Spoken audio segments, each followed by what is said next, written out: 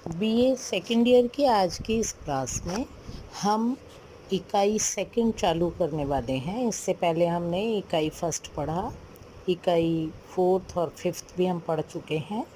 तो आज बात करेंगे इकाई सेकंड की।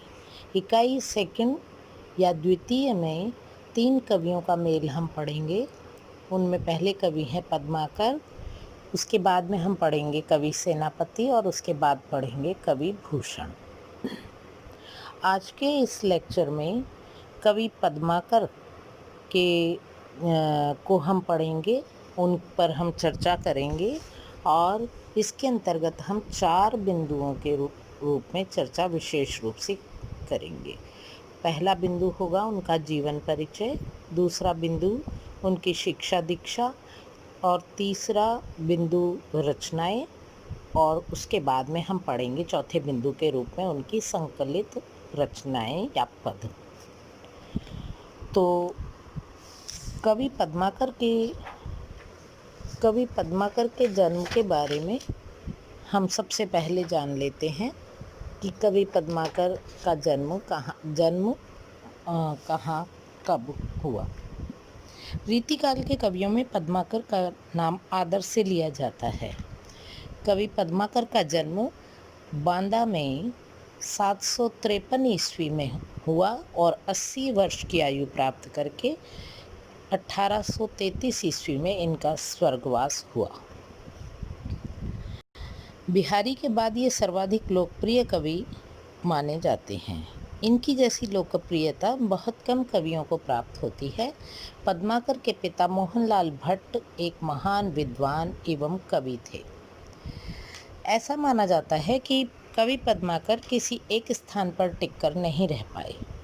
हिम्मत बहादुर अवध के बादशाह की सेना के ये बड़े अधिकारी थे और इनकी वीरता पर मुग्ध होकर पद्माकर ने हिम्मत बहादुर विरुदावली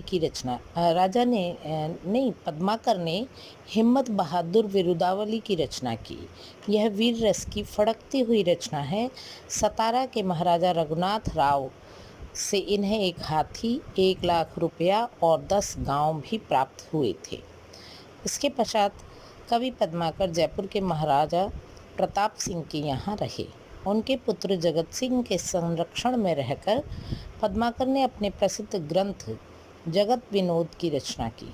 यहीं पर इन्होंने अपने अलंकार ग्रंथ पद्माभरण की रचना भी की।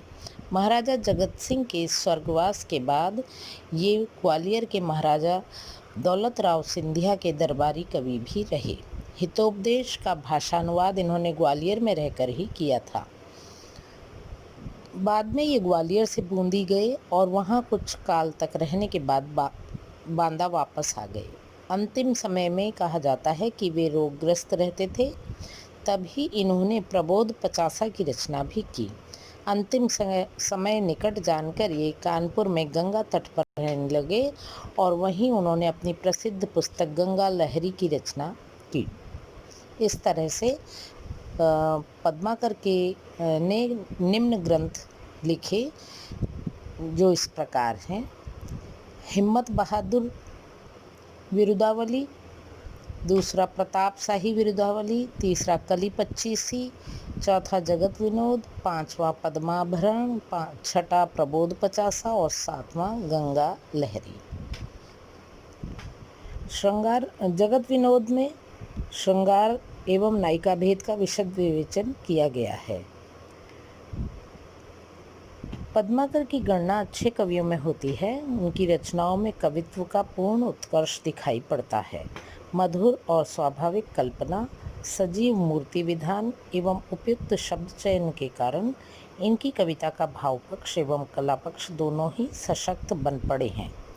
भाषा की प्रवाहमयता एवं विषय की सरसता के कारण पद्माकर रीतिकाल के श्रेष्ठ कवियों में स्थान पाते रहे हैं। इन्होंने होली विषय के प्रसिद्ध सवैया भी लिखा है।